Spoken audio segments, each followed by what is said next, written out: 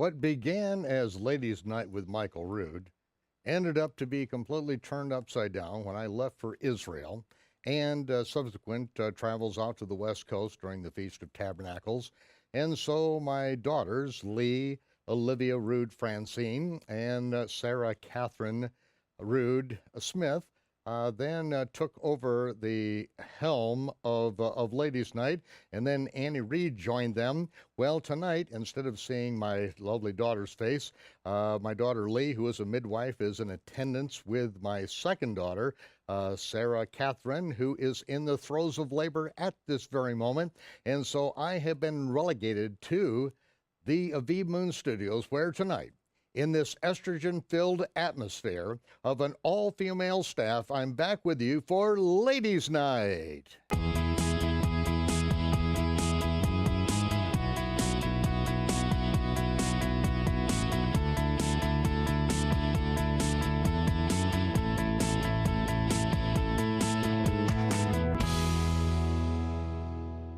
Well, welcome to Ladies' Night. Ladies out there, if you're a man, if you're watching this, you have to turn it off. You have to leave the room. If your wife is watching, go take care of the children. Go do something else, because this is for ladies only. I'm the only one that is actually permitted in the building here with all these ladies. Of course, we have Ted in the other room in case something dire goes wrong with me. He can come and fix me, but other than that, the ladies are taking care of everything. And please now welcome my guest hostess, Annie Reed. Annie. Hello, welcome back. We missed thank you. Well, I left and everything has changed dramatically for Ladies' Night, and here we are sitting in the Ladies' Night seats, and so this is truly a lot of fun. Well, we're happy to have you. It hasn't been the same without you. Well, I hope that you're going to kind of lead me through this, because I have no idea what is going on.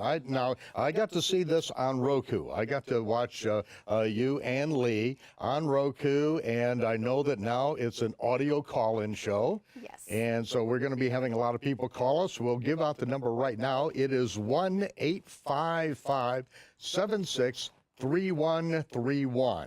Now, write that down, because you're going to want to call in during the program. If you have a cell phone, don't worry. Your husbands are going to pay the phone bill anyway, so don't worry about this.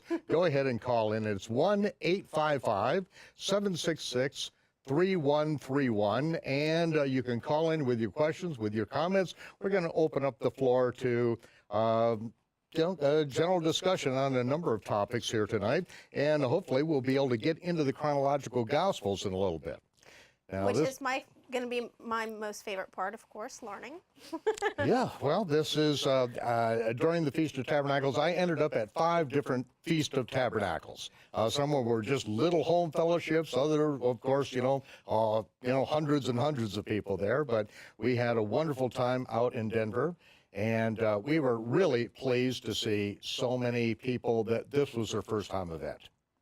Well, and I agree. We've actually seen a lot of people, or a lot of women, well, it's their first time actually fellowshipping together. It's the only time that they get to fellowship together with other women and ask questions. So I know they're excited to have you, because a lot of them have had some really challenging questions. Okay, well, we'll get into that. I know that there were some things that Lee fielded, and she said, well, let's leave these to my dad to pick up on. So hopefully we'll be able to handle some of the more difficult things, perhaps, something with a little bit more intricacy and nuance. But I'll tell you, I'm very thankful for my daughters stepping in, first of all, to help out, and then you coming on and to take over the helm of the ship while I was gone. Well, it's been a privilege and a pleasure. Now, you have to tell us, how is Sarah doing? I spoke to her a little bit ago, and she was in the beginning of labor, and so we told Lee that tonight I was going to sit in the other room, in the radio room, and let you girls take the helm of the ship still. But then Lee called and said that we were going to have Sarah call in when she's in labor. Okay, she'd be one of the call-in guests, and we were going to say to break in if she's having the baby, but We didn't even get that far. Lee called up. She's over there already. And so this will be Sarah's second child. It's going to be a baby girl. We know that. And so Auntie Lee is the attending midwife in this particular case. She is, I actually, Annie, several years ago, I was watching the Discovery Health Channel, and I got to watch my daughter Lee deliver her own baby on television. Actually, Eric was speaking about that earlier. So they did a documentary, correct? That's right. She was in a midwifery school called The House of Babies. Well, I think that's what the television series was called. It was really a reality program, and so it showed her attending these mothers and doing classes and teaching. And then it was time for her to be due, and so she delivered her own baby. Wow. I mean, that was very intense for a father to watch, because, you know, I'll never forget when she was born. At the moment she was born, I grabbed onto the bed and I blacked out completely. and when I came to, I was still standing up. But I mean, with all of my might, I had to hold on to that bed because of that emotional surge that hits when, bam, you are a father the first time. And I mean, I went out. I was completely in the black. And when I came to, you know, things started to gray in a little bit. And here she was, a baby girl. So that was a big thrill. And so now that my second daughter is having her second, and then my youngest daughter, Jessica, she'll be due at the end of February. So I'll be a five-time grandfather by February. So very excited about this. And also excited about this is Boss's Day. I found out. I got this. Actually, part of a paper right here is talking about the Rood Tribune or something. Boss's Day, a pagan holiday, and it's cut off, and so I can only read part of it right here. Breaking news: Boss's Day has been discovered to be a pagan holiday along with Easter and Christmas. Many Americans celebrate these holidays as part of their tradition, not even knowing when or how they were established. Author and historian Michael Rood explains the danger of following pagan beliefs and how pagan holidays have misled many into worshiping false gods. He also warns that celebrating Boss's Day could be construed as worshiping your boss. Michael goes on to explain the roots of David and Goliath and reaffirms Apostle Paul's warning to Colossae. However, Rood goes in depth to explain that Administrative Assistance Day is perfectly acceptable and should be celebrated much more often. This was done by our office administrative assistant. Thank you, Donna. So she does this mock-up on Boss's Day, a pagan holiday, and wants to encourage Administrative Assistance Day, in which I think lavish gifts, day off, maybe a free trip is taken. And then we got Happy Boss's Day from your favorite employee. This comes from Laura. Somehow I don't put it past her. I'm totally, it says, don't worry, I won't tell others, and it says, I'm totally telling the others. And then we've got one from my favorite Mexican employee. Your only Mexican employee. Only Mexican employee. Annie is from Mexico. It says, what do you call a Mexican on a trampoline? Mexican jumping bean. How do you keep Mexicans from stealing? Put everything on the top shelf. I'm horrible, I know. But I'm making fun of myself in this. So. Oh, that's right. Well, I am glad that you learned to swim so you could get across the Rio Grande and come to a rude awakening. So this is just precious here, Eddie. So thank you very much. Well, Annie, what do we have to start out our program here? Now, again, make sure that you write this number down. We want you to call in and express yourself. If you go crazy, don't worry, we'll cut you off. No worry out there. So please call 1-855-766-3131. That is 1-855-766-3131 with your questions, with your comments, with your sharing, and of course we hope to get into the chronological gospel sometime tonight during the course of events. We've had such good questions, so I'm sure we'll get into the chronological gospels at some point. And if you've ever had a desire to talk to Michael, this is your opportunity. The phone lines are open, and any question that you have had in the past or any question that you currently have, we'd love to hear it, or even comments. Okay, all right. So So tell us what we're going to do tonight Okay. as I sip on my espresso. we have had a lot of questions in regards to marriage and family. So one in particular that we recently had is advice on what to do when you're divorced and you no longer celebrate the pagan holidays, but your ex-husband does. So how as a family dynamic could you help your children? Okay, I'm confused. You're divorced, so you're no longer married. Correct. A woman is no longer married to the man, so they're Correct. not married, but it's with the children. They have children, and the husband still celebrates Christmas and Easter, but of course she does not. So in that circumstance, what would your opinion be? Okay. Well, you only have so long to bend the twig when they are in your purview, and so I think it's a good idea to tell them the truth right from the very beginning. And I remember that the mother of my children convinced me very early on, even though we knew that it was pagan and knew the pagan background of this. She convinced me as we began raising a family, and I have 4 daughters, that we should compromise on this for the sake of the children so that they can enjoy the holidays and all this. And what happened is that it wasn't a secret. I mean, there was no such thing as Santa Claus, and we actually, my wife and I were called into the preschool where we sent Lee. Now, Lee is our oldest one, and she was a very radical child.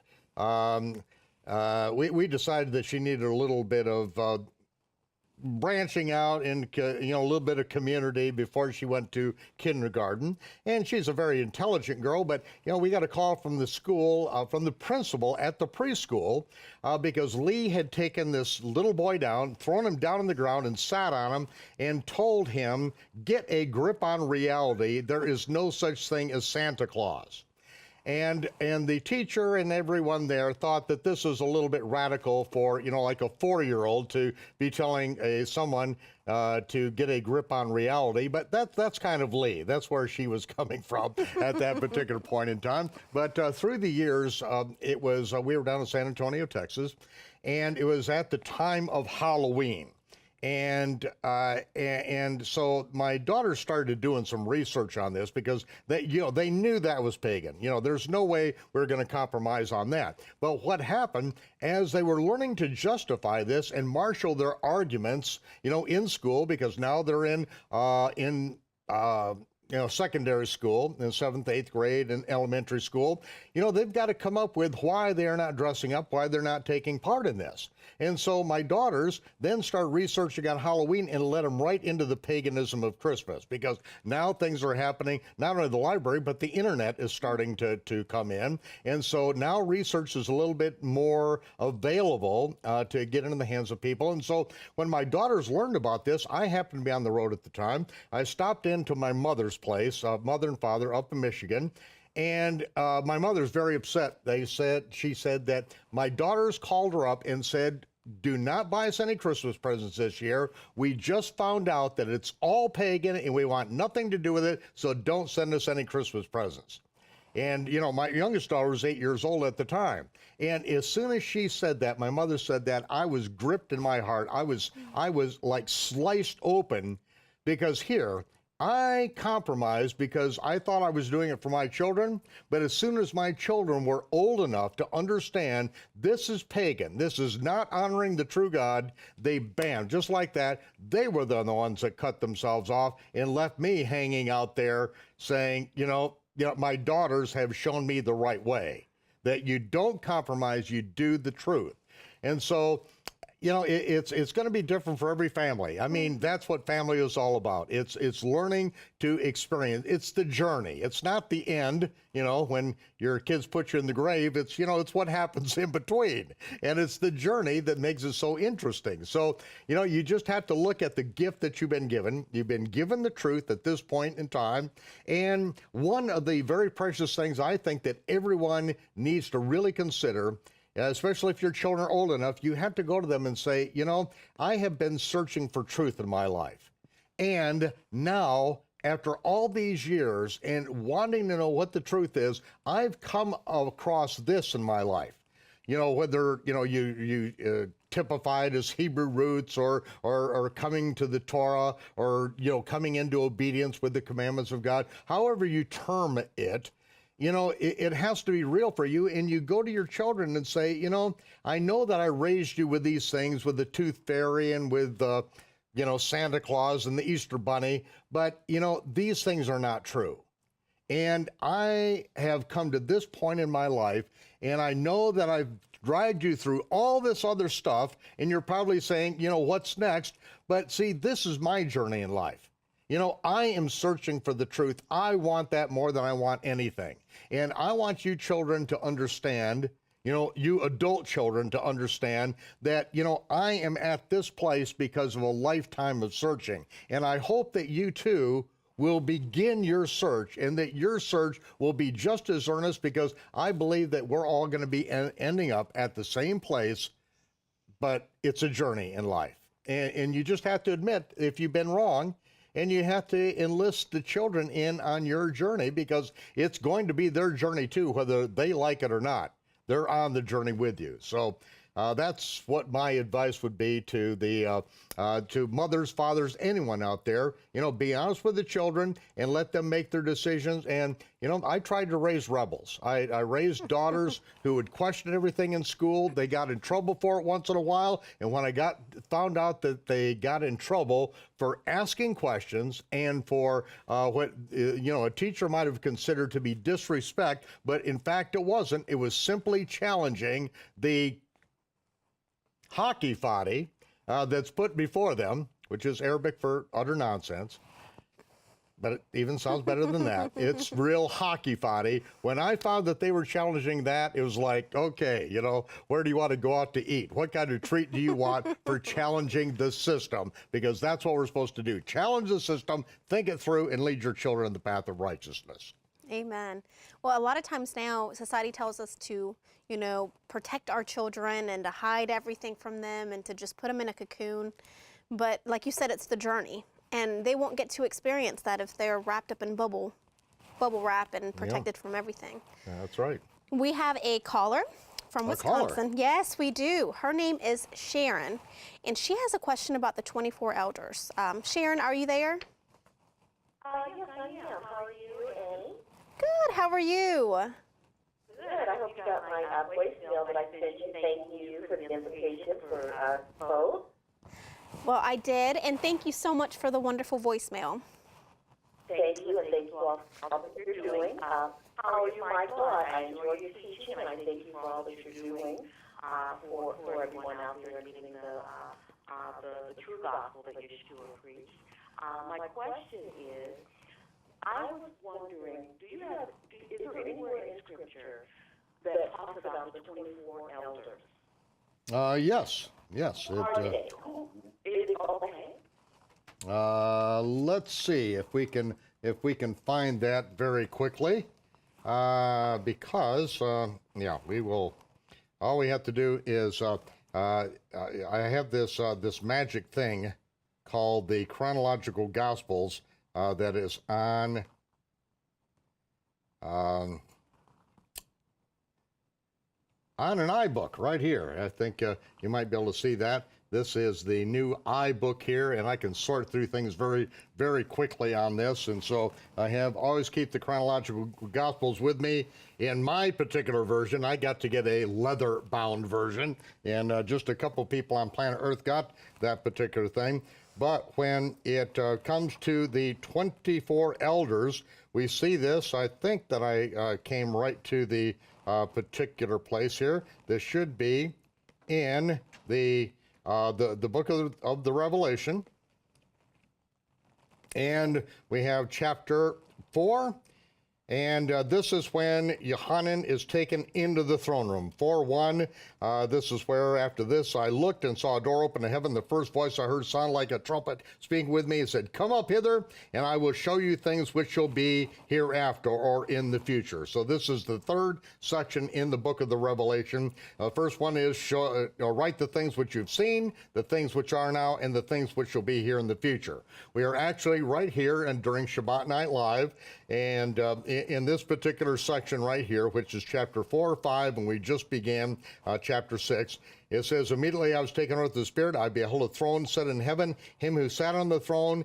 He who sat on the throne looked like multicolored jasper and a sardis stone. A rainbow which glowed like an emerald surrounded the throne. Around the throne were 24 seats, and upon the seats I saw 24 elders." This is the first time that we see this referenced in the scriptures about 24 elders in the throne room in heaven. And even though Ezekiel saw the throne room and attempted to describe it in words and language that is so, I've seen a lot of paintings of, surrealist artists in Israel who have attempted to capture the vision of Ezekiel with these creatures with the wheels within the wheels and all this, and every one of them is just so far out, and every one of them is different from each other. So, it's like, trying to, as Ezekiel did, to try to describe the throne room, not the throne, not the seat itself, but the throne room. It's the same word that's used for both in the scriptures, whether it's the throne, the seat itself, represented by the Ark of the Covenant upon the earth, or the throne room. But in the Gospel of the Revelation, we see that we are in the throne room itself, and in the throne room are 24 seats upon which is seated 24 elders. Now, I bring this up right here because when we deal with the 24 elders, then we go right back into the gospel record in Matthew about the first fruits, and also the Gospel of John. You remember, it was at after the resurrection. It was the day after the resurrection. It's early, the first day of the week. It's still dark. Miriam comes to the grave. It's already empty. Peter and John go there, and the grave is empty. They go back, and Miriam lingers behind, sees what appears to be the gardener, and then asks the gardener whether he's taken the body of her Lord. And the gardener, which is actually Yeshua, just answers one thing and just says, "Mary." And she rushes to grab the feet of Yeshua. He steps back and says, "Do not touch me. I have not yet ascended to my Father in heaven." And then he said, "Go and tell my disciples that I ascend to their Father and to my Father, and then I will meet them in the Galilee." And what he is going to do as he ascends to his Father's throne that morning is presenting the first fruits offering. This is Yom HaBikurim, and it was typified in the yearly temple service as the harvesting of the first fruits of the barley the evening before, just after the sunset, and then the barley is processed through the night and presented by the high priest, who has been in seclusion from the time the Passover lamb is sacrificed until he presents the first fruits. And those first fruits are the 24 elders that are before the throne in heaven. They do not occur. We do not see them in Ezekiel's vision. There are no 24 elders there. The first time they show up is after Yeshua has ascended to heaven, has presented the first fruits from among the earth, and then back upon the earth. We also see this spoken of in the 15th chapter of 1 Corinthians, where there is Shaul is taking care of a problem that's going on for those who have said the resurrection is past already, or others were saying that there is no resurrection, and this is specifically what they're dealing with in Corinth. And he said that no, everyone will be made alive in their own order, Messiah, the first fruits. After that, those are Messiahs at his coming, and then the end, when we will have delivered up the kingdom to the Father, etc., etc.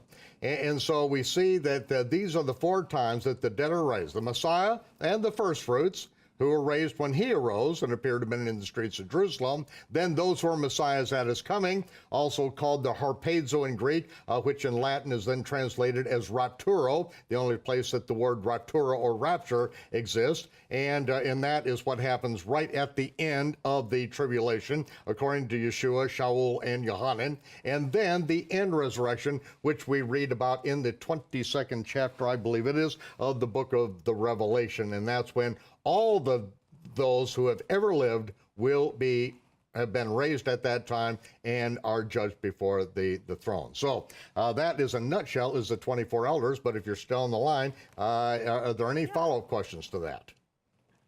Well, no, the only thing I was wondering, would then Abraham and Isaac, Jacob, David, are they among those that could possibly be of the 24? Well, let's look at the footnotes here. You know, it doesn't say anything about the names. It says nothing about the names of the people. It would be pure conjecture on our part. Pure conjecture. Okay. Yeah. I was just wondering because I know in other places, I don't know the right off the top of my head, but where it says that, David is resting, they're all resting. So I'm like, well, if they're resting and they don't, and they're, then who are these 24 elders? And that was just something that my husband and I were just kind of going back and forth with, because we were just like, well, who could the 24 be? But, okay. Oh. That was the question. Okay, well, thank you very much for your call. That was that really was an excellent question there. And to follow up on that particular thing, here we are in the book of the Acts of the Apostles, and we go to this is the time of Shavuot. And we find in page 282 in the chronological Gospels, this is incident number 255 and verse 29 of the second chapter. Men and brethren, this is Shimon Kefa speaking. Shimon Kefa. Men and brothers, let me freely speak to you of the patriarch David, that he is both dead and buried, and his sepulchre is with us to this day. Being a prophet, knowing that Yahweh had sworn unto him with an oath to him that of the fruit of his loins, according to the flesh, he would raise up Messiah to sit on his throne. And then he goes on. Now here it says David, that speaking of the patriarch David, that he's both dead and buried. His sepulcher is with us to this day. Now, it doesn't say that he was still in the sepulcher. David could have been raised. He's dead, he's buried, his sepulcher is there. But this isn't a statement that would preclude David being raised as one of the 24 elders, as one of the first fruits. It wouldn't preclude that. It doesn't say that it is, doesn't say that it isn't, and the verbiage in this would not allow us to go either way on this. So that's what I believe that you're speaking of, is that the patriarch David is both dead and buried. His sepulcher is with us to this day. Okay, very good. Anything else we got, Annie? Thank you so much, Sharon. We do have. Oh, you too. No. You have a wonderful day. No, thank you very much. You too. Bye-bye. We have Annette from Florida, and she has a question, and she's asked us to answer it slowly so that she can take notes. Answer it slowly. Yes. Okay, Annette. Are you there, Annette? Yes. Hi, how are you? Good. It's great to hear from you. Great, thank you. Okay, do I unvolume Okay, this? first of all, turn down the volume on your computer all the way. I'm listening to Annie talk. Okay, very good. I wanted to hear Michael in stereo, I guess. Surround sound, huh? Oh, is it my turn to ask now? Yes, please. Oh, okay, you can hear me. Well, I kind of have two questions that are not related, but, and I know he's probably tired of this first one. Okay, so we'll just move on then. I would appreciate you defining the true gospel of the kingdom slow enough that I write it down. My daughter is asking, and I, I know it's supposedly what Jesus did, but the last time I heard you really define it, you talked so fast I couldn't get it, and I would like to Well, be able.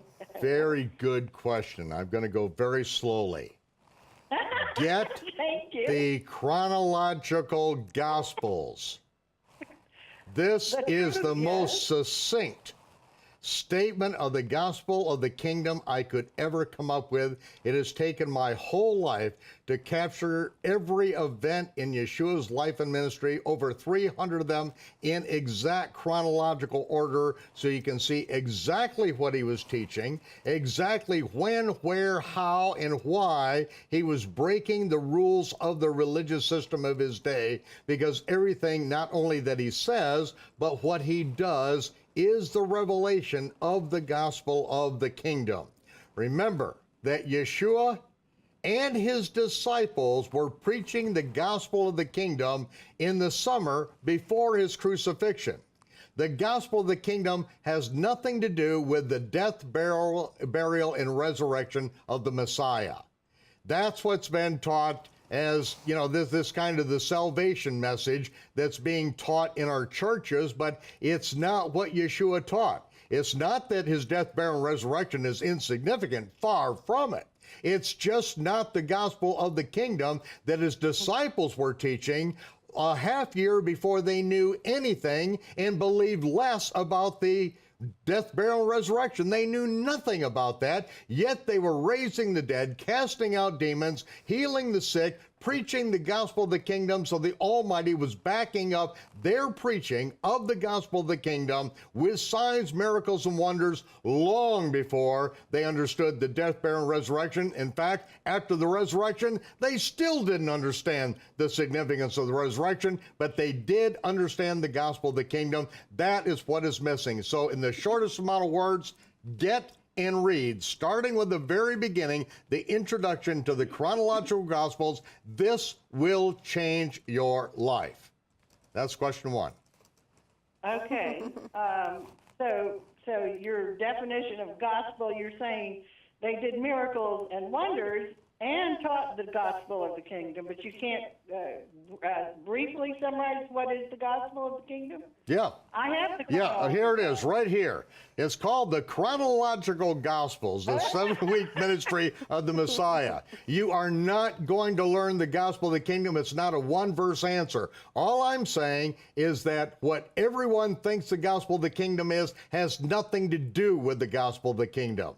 To know the disciples were teaching it with signs, miracles, wonders following, without them knowing anything about the death, burial, and resurrection, that at least lets you know what it's not. The first thing we have to define is what it is not. This is what defines what it is. You need to hear it from the words of Yeshua in order as he trains his disciples. Listen, literally 2 months from when they are fishermen to where they are raising the dead. That is a tremendous learning curve, and this is where you get it all in the chronological Gospels.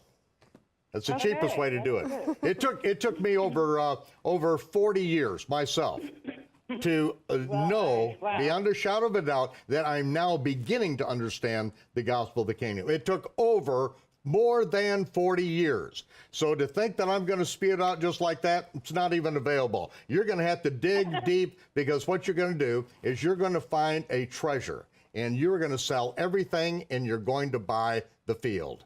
That's the only way to do it. You've got to actually do what you hear, and then more will be given to you. And that's Yeshua's basic message. You obey the truth you have, more truth will be given to you. If you don't obey the truth you have, even the truth you now hold will be stripped from you. That is what Yeshua taught. That's part of the gospel of the kingdom. You have to do it. If you don't do it, you will never, ever in a billion years ever learn what the gospel of the kingdom is. It's a life experience. So enjoy it. That's exciting. Okay, my second question is the Sermon on the Mount in Matthew 5, 6, and 7. What period of time is that relating to, and how do you place what he says? Well, I am glad that you mentioned the Sermon on the Mount in Matthew 5, 6, and 7, because that's his first Sermon on the Mount. The last Sermon on the Mount is Matthew 23, because that's his Sermon on the Temple Mount.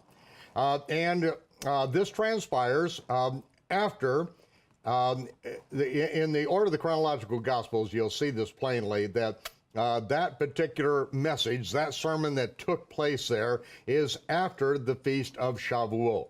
It is at the Feast of Shavuot when Yeshua finds out that Yohanan has been put in prison. And this is recorded in the 5th chapter of the Gospel of John. John chapter 2 and 3 is Passover. John chapter 4 is the really a very short time in between when he is baptizing right after Passover in the area of Judea. Now John chapter 4 verse 1 and following reads, when Yeshua finds out that the Pharisees now know that he's making more disciples and baptizing more disciples than Yohanan, ben Zachariah, John the Baptist, though Yeshua baptized not, only his disciples did, then Yeshua leaves Judea and goes up into the Galilee. 18 hours north of town, he stops in a village of the Samaritans, and then after spending 2 days, he then goes up all the way up to Cana, where he had turned the water into wine, and heals a nobleman's son from Capharnaum, and he heals him from afar, doesn't even go down the half-day walk and the half-day back, because it would take 2 days having to spend a night and all. And so he does not even go down there to heal him. He heals him from afar. And then John chapter 5, verse 1, it says that there was a feast of the Jews. Yeshua went up to Jerusalem. The original text would have read, there was a feast of Shavuot, and Yeshua went up to Jerusalem. This is a feast of Shavuot where Yeshua speaks of Yohanan ben Zachariah in the past tense. Up on the Temple Mount, the day after the 7th Sabbath, it is now the high day of Shavuot, he says, John was a burning and shining light. You were willing to rejoice in his light for a season. This is when Yeshua, without a cell phone and without any wire service, he has to go back up to Jerusalem to find out that John, who he had been with, has been put in prison. And so it says that now Yeshua leaves and goes up into the Galilee and begins teaching in the synagogues. Matthew begins in the 4th chapter. It gives us some background on what Yeshua is doing, that there are multitudes that are now following him as he goes up into the Galilee. And so when he sees the great multitude, he then climbs up into a mountain. And when he was set, his disciples came unto him. The masses stayed down below on the sunny beach, waiting for him to come back and feed him some loaves and fishes, even though he hasn't done that yet. But I'm just saying that his disciples, the ones that really wanted to know, were the ones that climbed the mountain to hear what he had to say. This is different from something that happens weeks later, which is the Sermon on the Plain. The Sermon on the Mount and the Sermon on the Plain, there are similar things that are covered in Luke's account, but he's in a different place at a different time with different intervening events that happened before then. And just like any time that I go out and do an itinerary, I was just out doing the Feast of Sukkot, and at Sukkot, I taught an entire weekend. I went to the next place, and I taught something similar, but of course I don't have a whole weekend, and so the people there heard some of the things I said, and then I went to 3 others after that. And each one, I'm teaching somewhat the same thing, but one place I've got 10 hours to teach, one place I've got 2 hours, another place I have 4 hours, and so it's going to be, if someone records it, I'm going to say many of the same things, but not all identical, and then I'm going to throw some additional stuff in. This is what it's like in real life. This is what Yeshua was doing. So the Sermon on the Mount, Sermon on the Plain, 2 different things, several weeks intervening, and you get to see it all in the chronological Gospels. That's why it's so important to get this, ladies and gentlemen. I can talk about it all day long, but until you make it part of your life and you take the time, starting with the introduction, because if you don't read the introduction, you won't have a clue of what you're reading. You'll be like most Christians who pick up the Bible and have no idea. It's just a bunch of disjointed platitudes, because the ultimate context is time. If you don't have time, you don't have context. And this is a 40-year work to put it in chronological order. So that's going to help you as you go through these particular things. So there's your answer to that particular thing. But was there more that you wanted to discuss about the Sermon on the Mount? Well, I was wondering on that in the Matthew passage, like, blessed are the poor in spirit, for they'll say so and so, and all those things that he said. Is that during the millennium? Is that now here on earth? When do those things, how do you interpret those things? That's what I'm wondering on the Matthew 5, 6, 7 Well, that's a good question. Because there are some things like, as Yeshua said, he who forsakes, husbands, wives, children, lands, houses for my sake will, now in this life, will be multiplied back to them now in this life. Yeah, and so there are some things that we are told that we will get back in this life if we give them all away. If we give it all, then it will be multiplied back to us. There are other things that, where we talked about that, we'll not see death, that we will live forever. Well, that is because there is the resurrection. It's not that we don't temporarily have our life snuffed from us. He said, that the world's going to hate me and kill me, and if you follow me, they're going to kill you too. But be of good cheer. I've overcome the world. I'm going to raise you up in the last days. Now we go all the way, with that example, go all the way into the book of the Revelation. This is a very important part that I've been teaching. It took me, I believe, 11 weeks to get through the 7 letters from the beginning, through the 7 letters to the assemblies in Asia Minor. And as I went through each one of these letters, there is something that Yeshua says to give us hope for the future that is not fulfilled until the new heaven and the new earth. And so this is very important to understand, is that when it says that he will wipe all the tears from our eyes, there will be no more death, that's not until the new heaven and new earth. When it says that we'll eat of the tree of life, then that's not until the new heaven and the new earth. And so these promises take us all the way to the new heaven and new earth. But, this is a very real thing, that what we give up in this life, we'll get back what we need. But we won't get back the things that would encumber us, that would slow us down, unless we heap to ourselves those particular treasures which will take us down. But if we rely on him and to him to give us what we need to accomplish our mission of taking the gospel of the kingdom of the world, then we'll have everything that we need, and we will be in his will, and that's really the ultimate everything what we need. So, there's no way to put a blanket on it. It's just that, some things we get in this life, some things are later in the world to come. But one thing is sure, that nobody floats around in heaven for eternity. This whole Christian thing that is made up out of pure smoke and mirrors and gas from eating the wrong things. I mean, digesting things other than the scriptures, do we come up with this whole thing about spending eternity in heaven? There ain't no such thing. We're going to spend a maximum of about 23 days in the throne room of the Almighty on the sea of fire and glass, the marriage supper of the Lamb. At the end, we return with Yeshua to rule and reign upon this earth for 1,000 years. And after that, there's a new heaven and new earth, and we're going to live on that new heaven and new earth in New Jerusalem. No such thing as floating around on clouds, playing carps and smoking $5 cigars. That's not going to happen. We're too busy to be smoking cigars in heaven and playing a harp. Okay, so I am a harpist. Watch it now. Oh, well, play your heart out now, because you probably aren't going to have one after this. This is great. Oh, I love the harp. I appreciate the chronological gospel so much, and I take a Bible study class, an international one, and they're doing the book of Matthew.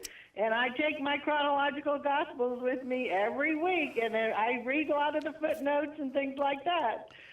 So, very good. See, we need to get this into the Christian world, because, again, all they have been are disjointed platitudes until we get them in context. And then when you see what Yeshua had to say, then, everything begins to make sense, especially as we're in Matthew, when you've heard it said of them of old time. You got to go right back to who's the them. It's the scribes and Pharisees whose, unless your righteousness exceeds theirs, you will not enter the kingdom of heaven. Why? Because they are not going to enter the kingdom of heaven.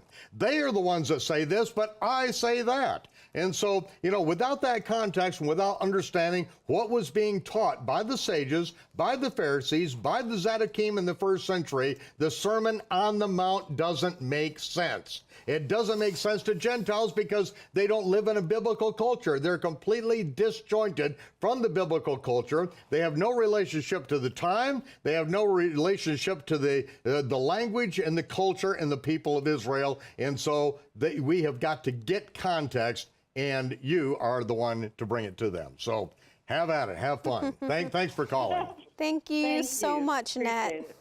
We actually have another caller on the line. We do, but I think we've got to take a quick break right now, and we got to check in to see if we have any babies during this break. But we're going to go ahead and go to this break. Now, remember, write this down. The number to call is 1-855-766-3131 to call into Ladies' Night. And tonight, you are with Michael Rood. So we'll be back right at this word for our sponsors, which are you ladies out there. Okay. After 40 years of labor, including 3 decades of restoring the ancient biblical Hebrew calendar, together with the experiences that accompany years of living in Jerusalem and the Galilee, Michael Rood presents the inspired gospel records in chronological order to advance you in your lifetime quest for truth. The chronological Gospels piece together the life and ministry of the Messiah in a way no one has ever seen before. It reveals depth, beauty, and truth in the Word that could never be understood until it was put together to tell the story as it happened, complete and chronological. And now you can order your copy today. You can get the chronological Gospels in 3 different ways. For your purchase of $64, you can order your own copy of the Chronological Gospels Bible. Or for your purchase of $117, you can receive the Chronological Gospels Essential Package, which includes the Chronological Gospels Bible, the Chronological Gospels 4 DVD set, Chronological Gospels Chart. Or for your purchase of $347, you can receive the Chronological Gospels Scholars Package, which includes the Chronological Gospels Bible, the Chronological Gospels 4 DVD set, Chronological Gospels Chart, the astronomically and agriculturally corrected Hebrew Travel Calendar, Creator's Calendar DVD, Spring and Fall Feasts DVDs, Raiders of the Lost Book DVD, Hebrew Yeshua versus Greek Jesus, Who Was Your Unauthorized Covering DVD, Mystery of Iniquity, Great Secret of Solomon's Temple DVD. If you purchased each item separately, you would pay over $444. Call today to receive your copy of the Chronological Gospels Bible or package set. Don't miss your opportunity to be blessed in the ways of the Messiah. Call or visit our website today.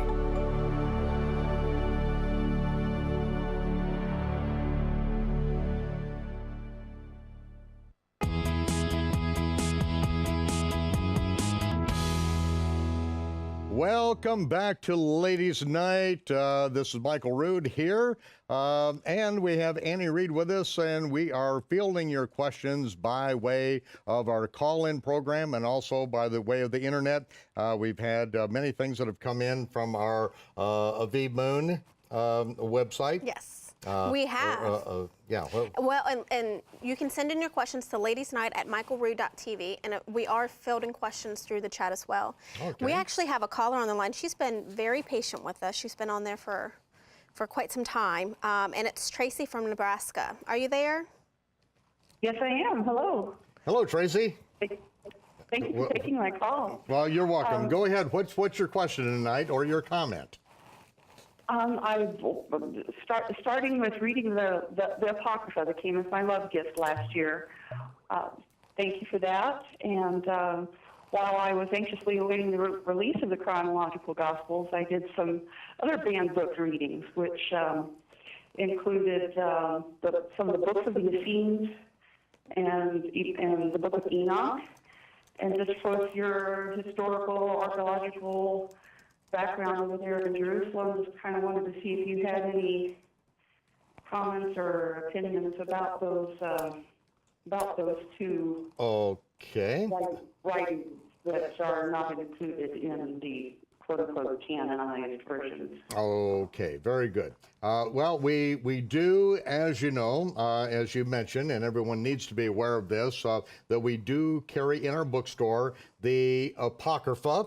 That is from the King James Version of the Bible, the 611 King James Version. And the books of Maccabees are in that. First and Second Maccabees are absolutely critical for the understanding of some of the things that transpire in the Gospels, such as the entire events that take place, the range of events that take place at Hanukkah, also called the Feast of Dedications in the King James Version, but it's the Feast of Hanukkah. That's what Hanukkah means in English, dedications. And so there are things that are absolutely critical to understand from the book of Maccabees there. And we're given in Second Maccabees, we're given some detail of where these books came from. Because that covers a period of time from the abomination of desolation when Antiochus Epiphanes, the revealed God, came in and put a statue of Zeus or Jupiter in the temple, declaring Zeus to be God on Zeus's birthday, December 25th, sacrificed a sow, a pig, on the altar, defiling the altar, thereby bringing about the first abomination that made desolate. And so we get the whole picture of what transpires that leads up to Hanukkah. And every year, this is why we do a Hanukkah event in this ministry. We encourage everyone to come out because this is it's a joyful time. It is a time of rededication. It's a time to really understand our history because we are in that place tonight at this time of being overrun by the Greek mentality, the Greek culture, the pagan culture, and it is the act of these Levites, of these Kohanim. It's not really Levites, they're Kohanim, like we are, that Yeshua has made us priests and kings. A handful of them overthrow the Greek Empire. They are unable to put down this handful of priests who then marshal the forces of Israel. And we see such miraculous events that is such a great encouragement to us because we are in that fight right now in our day and time. So it's very important, the book of Maccabees. However, when we get into things like the book of Enoch, things that are called the pseudepigraphia, pseudepigrapha is the fast way of saying it, but it is a pseudo-epigraph. It's not really an autograph like Enoch didn't write the book of Enoch. This is late rabbinic literature when it comes down to it. Now, when it's not the book of Enoch, wasn't written by Enoch, but it is an attempt to understand or explain what transpired, to fill in, to give commentary on the scriptures. And we have a lot of variations of these type of things. We have the Aramaic Targumim. And the Aramaic Targumim are much more straightforward because it's this rabbi giving his interpretation of these verses, and it's all done in Aramaic. It was done at the time of the second Babylonian exile, after Rome kicked us out of the country. And so, we're getting literally their commentary, and it is obvious that it's their commentary. But the pseudepigraphas are really commentary, and they're done in the name of somebody that lived a much longer, a much earlier period, but you cannot look at them and say, this is scripture. You can look at it and say it's a scripture just as much as you could say any commentary on it. And so people say, well, I got a lot of insight. I got a lot of wonderful things out of the book of Enoch. Well, just realize that you're getting a man-made opinion out of the book of Enoch. It may make sense. If it was just pure nonsense, you wouldn't read it. It wouldn't be around today. There are plenty of books like that, like the Gospel of Judas. Gospel of Judas is absolutely insane pig droppings, okay? It is absolute nonsense. It wasn't written by Judas. It is just, stuff that has been put out there, and there's so much of this garbage through history that we know wasn't written by these people. It's not even the same time frame. And the first and second infancy in the books, the collection of the lost books of the Bible. You read this and you know it's pure nonsense.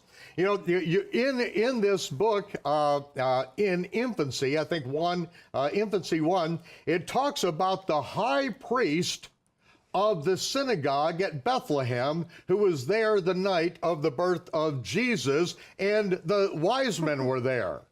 Well, first of all, you've got to be a complete moron or a Gentile to come up with such a stupid idea. The high priest of the synagogue at Bethlehem? There ain't no such thing. The Chaldean astronomers didn't get there for 1 year, 4 months, and I think like 23 days. They came to the house where the one young child was. You know, this thing is of such late origin, and it's pure nonsense. You have Jesus killing one of his instructors because he disagreed with him, and Jesus sinking some toy sailboats on a pond.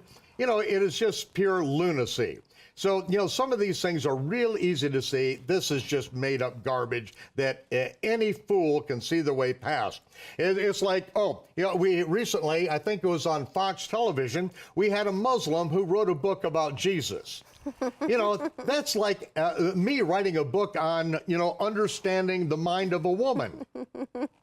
You know, I'm clueless, but this Muslim writing about Jesus, what an idiot. This guy wouldn't know the real Jesus if he came up and bit him on the back of the neck on a street corner. Absolutely clueless. He comes up with these asinine ideas, and some people go, oh, wow. Oh, I was in the airport. I was in Atlanta.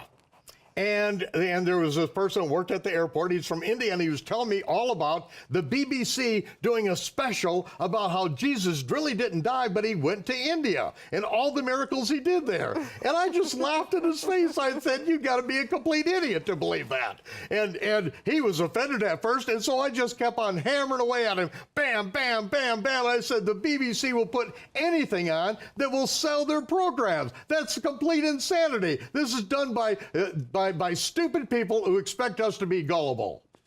And then after a while, he started laughing along with me. So I'm just saying that there's a lot of garbage out there. You have to read it and you have to see, okay, does it make sense? I read the entire book of Barnabas and I got one nugget out of it. And it was worth reading the whole book of Barnabas because of that. Whether Barnabas really wrote the book or not, we don't know. We know that it's an old book. We know that it's back in the 2nd, 3rd century, back in there. I mean, it goes back a long ways, but to be the real book of Barnabas is probably a pseudepigrapha.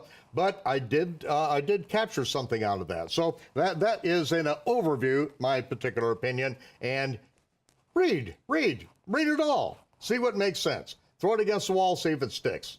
It's just spaghetti. Okay. Okay, well, thanks so much for calling. You know, the part I find funny is you writing a book about ladies, because we actually discussed that when we were discussing Ladies' Night. And the questions that we ask are so much more different than men. So, and leading up to that, I have a great question that I know a lot of women are going to enjoy. And we got it online. So his... Yeah.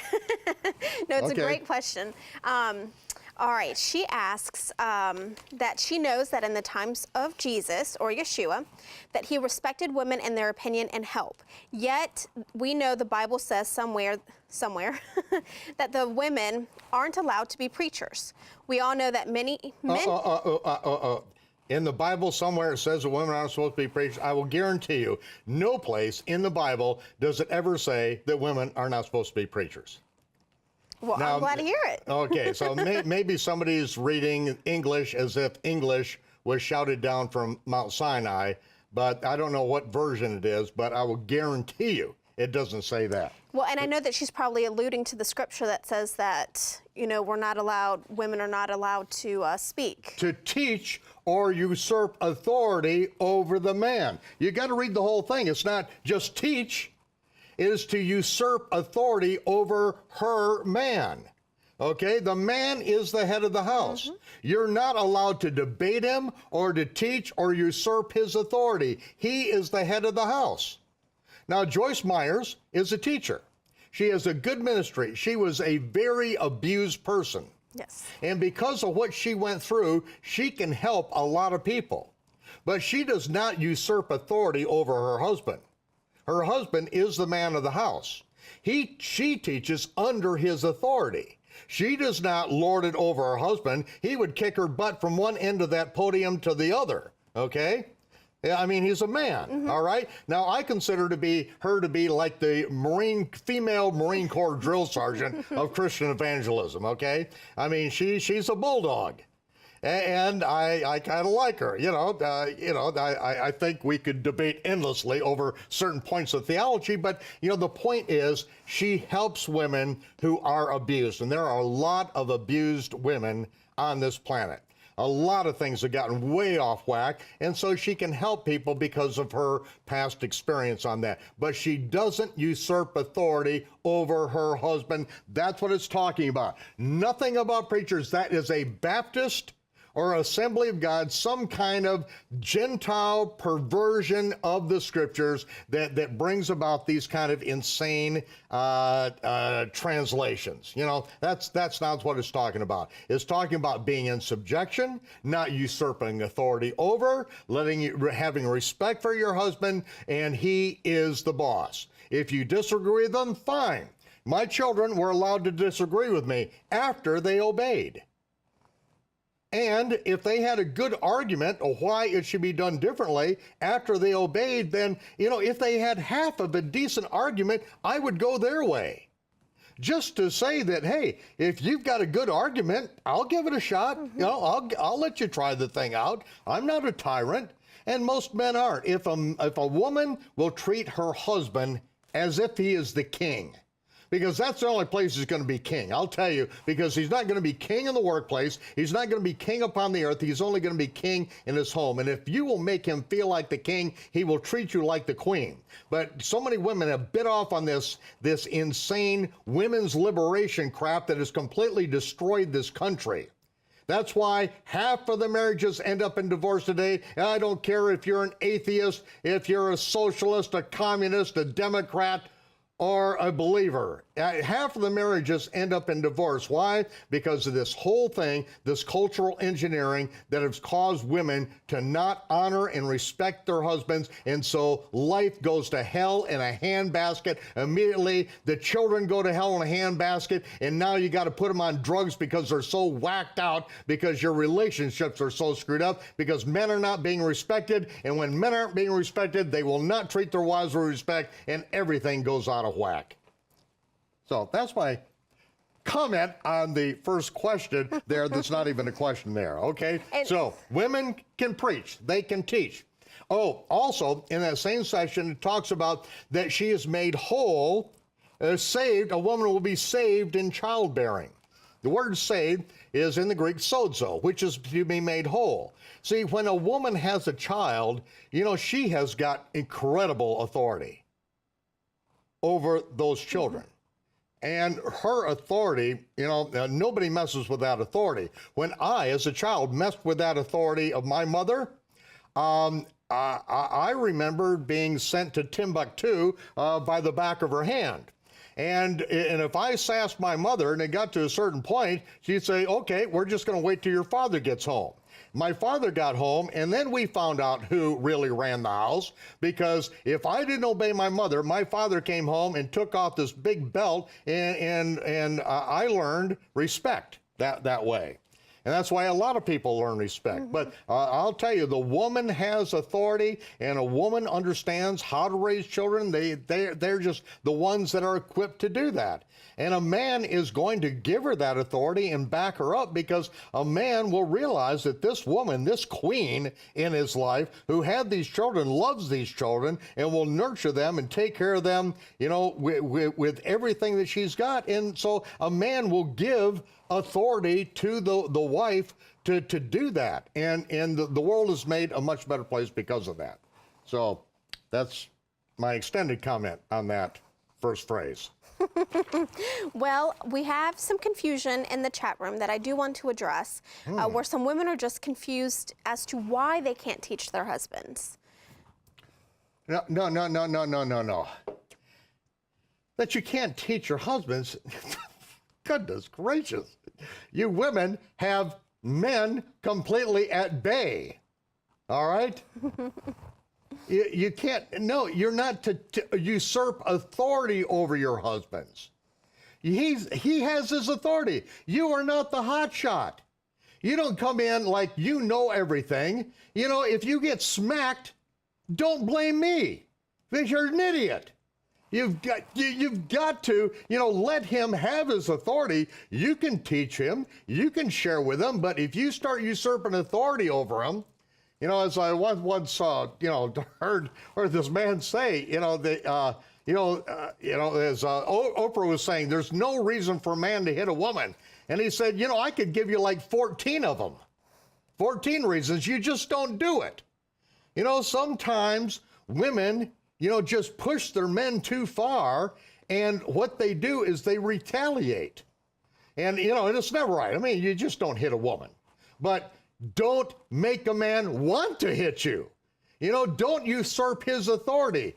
Don't try to push your things and your agendas on him. I mean, you can sweet talk your husband into anything. I mean, remember why he married you. Why did he marry you? He didn't marry you because he wanted a bunch of mouths to feed. He wanted somebody that he could love, so make yourself lovable. I mean, exploit your riches that you've been given by the Creator that makes a man want you, and you can convince him of anything. Just don't dominate, manipulate, and intimidate and try to control a man. You are doing the wrong thing, woman. So you can teach him, but teach him the way that a woman is designed to teach a man. As the old saying is, you can lead a horse to water. I almost did a George Bush. You can lead a horse to water, but you can't make him drink.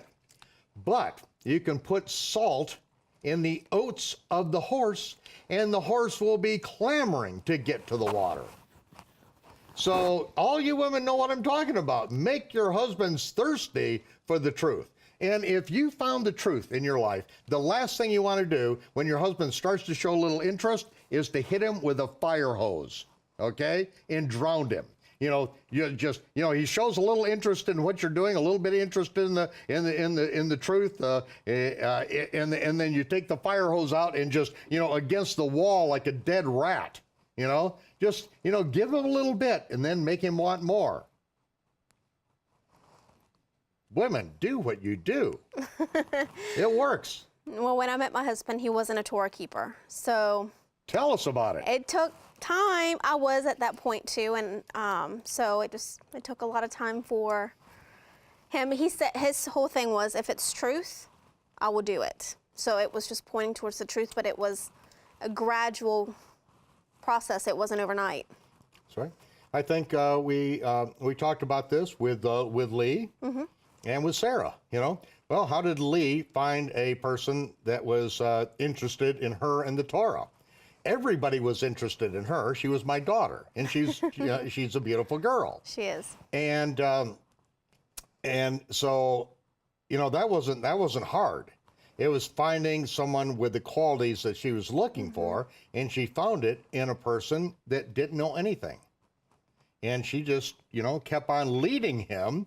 But, certainly didn't teach and usurp authority over him, made him feel like a king, and he is. I mean, he's like the king of a Rood awakening, in a way, He's the general manager. Yeah. He has authority here, does he not? He does. And why does he have that authority? Because he's entrusted with it, because his wife backs him up, and he has great instincts and great ability and a great heart for the Torah. But he was a Lutheran associate pastor working with the youth when she met him.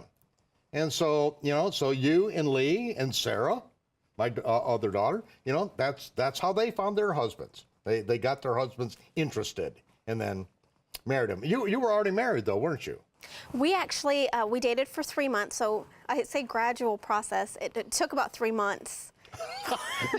Not that gradual. But we dated 3 months and then we got married. We just We figured, why wait? We knew. But So you didn't take a Torah and start beating him over the head with it, I no, bet. and I was hardcore at that time. I mean, I was like in it. Yeah, yeah. So he was the one that taught me, again, to back off a little bit, and so he taught me patience, and even, I mean, even throughout the first year, there were still things that we were discussing, and so it was gradual. And I know, like, for instance, we've had a lot of phone calls where the woman is the Torah keeper and the husband is not. And I actually got a praise report from one of our partners where, again, she's Torah keeping and he's not. So, I mean, out of love, she would still serve him, you know, his food that he liked, you know, bacon and certain things that he wanted in the house. And you know, they would still do certain things to his liking that were not Torah observant. Now, 5 years later, he is involved in the Torah, and he was actually at the last event. So, I mean, it took them 5 years, but, and I mean, again, that doesn't mean that she compromised what she believed in. She loved him, you know, and respected him, and kept. That's beautiful. And That did it is gradually with absolutely him. beautiful. Do they have children? No. Okay, so, okay. That's beautiful. I mean, that's a wonderful journey. I mean, that's a testimony of the greatness of Yahovah working in a person's lives, and now right. with a couple. We see so many couples and so many families coming together, and that's what this ministry does. It brings families together. And of course, you know, there are casualties. You know, when one goes the way of truth and the other stays in their pagan ways, you know, sometimes it's disastrous.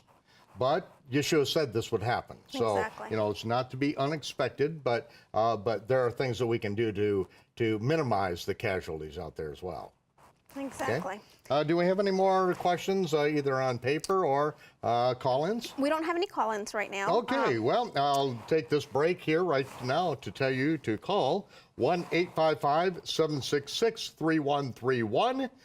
Call it from your landline, from your cell phone, from your grandmother's party line, whatever you have to do to get in and to discuss tonight's topic, which is anything under the sun, it sounds like.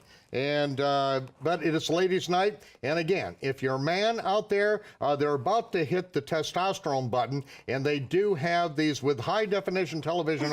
They have these sensors embedded in the high definition portion. You know, it's in the frequencies that you can't even see, and if it detects too much testosterone in the area, it'll send out a shock wave. It'll burn out your hard drive. So men, if you're on, you got to turn it off. I'm sorry, that's just the way it is.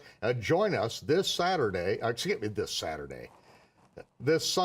this first day of the week, the day after Shabbat, this week, 10 o'clock here at the Rood Awakening headquarters. You can tell the men they can come to that, okay? But no men tonight, women only on our line. So we're going to take a break for just a minute and give the lines a chance to fill up. And so we'll be back with you right after this word. For you ladies, you are our sponsors tonight. Support A Rood Awakening and keep us on the air. Coming to you.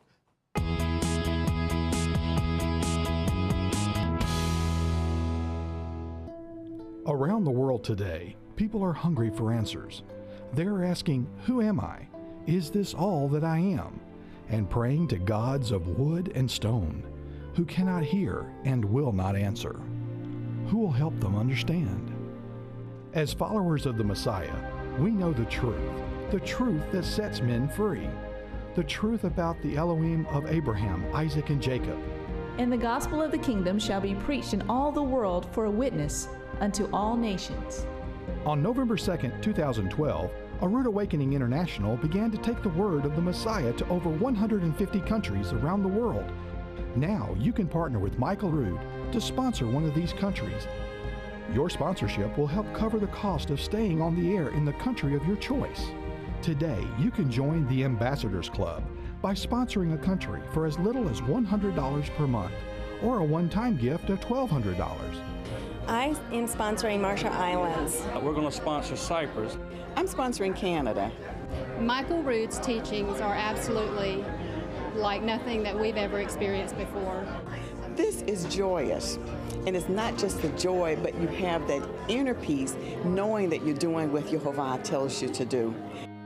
If your life has been blessed, if you've been ministered to by this ministry, then we are asking you to step in and support this ministry.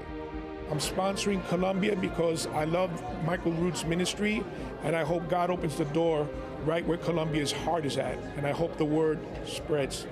What are the souls of your brethren worth to you? Call today with your monthly gift of $100 or a one-time gift of $1,200 and partner with Michael as a member of the Ambassadors Club. Together, we can bring it to the world.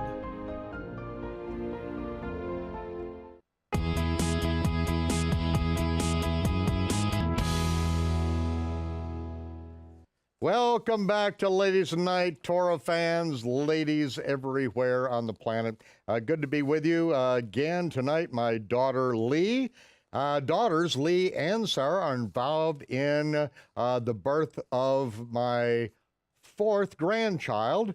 Sarah's in labor right now. Lee is not able to be with us, and so I'm kind of sitting in for Lee, who is sitting in for me, and Annie is with us and handling the questions that come from cyberspace and beyond. So, Annie, do we have any callers? We do. We have a caller, Eni from Minnesota. Are you there?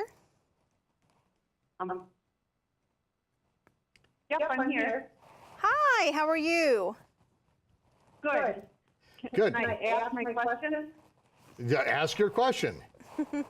Yeah, I was just wondering, Michael, when are you coming to Minnesota again?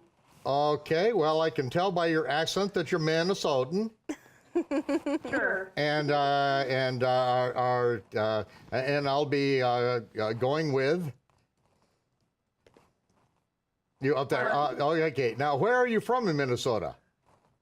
Red Wing. Red Wing, the place of the famous Red Wing boots? Yes.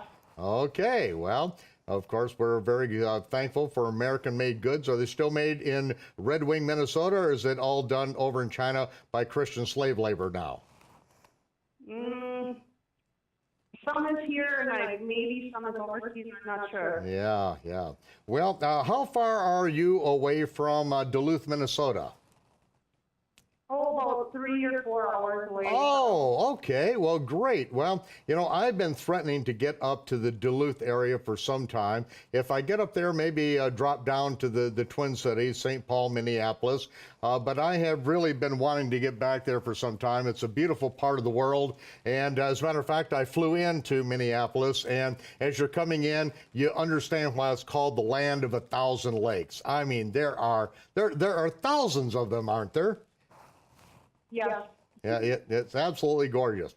Well, it has been a while since I've been there, and in a lot of... 2006.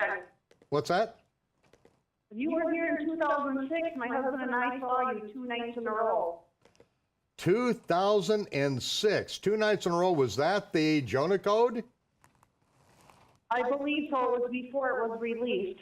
Okay, I think that was in 2005 even. Are you sure it was 2006? I need to adjust my brain cells if so. I think it was 2006 because my picture is dated 2006 that we had taken with you. Okay, all right. Well, that was a wonderful 2 nights, was it not? I think we spent about 10 hours together over 2 nights doing the Jonah Code. We later recorded that, we filmed that, and that has changed the lives of more pastors and teachers out there than just about anything that we've done because it's answered so many questions. You know, I do have a desire to go back up there. It's just, you know, being able to take a break with everything else that is going on to be able to get up there. It is a little bit difficult, but maybe I could fly up there for a couple of days and still be back in time to do Shabbat Night Live. We're going to try to work out some kind of schedule like that.